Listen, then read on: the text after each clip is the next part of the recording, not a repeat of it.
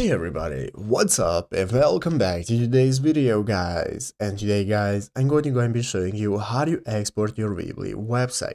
This is a very simple thing to do, so make sure to watch this quick and easy video till the very end and follow my steps correctly so you can make sure this works the same for you and you can do this yourself.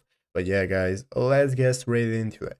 So first things first, you want to go ahead and open an official Weebly website right here, weebly.com if you've not already, and after opening it up, you'll go ahead and get started with entering your account info. So if you do not already have an account, you can just go ahead and register for a new one. In the upper right corner, click the register button, and if you have an account, just go ahead and log in. So after logging in successfully, it's going to open up your website right here, and now at the left side screen we can find all the sections we can access, such as overview, website items, and so on.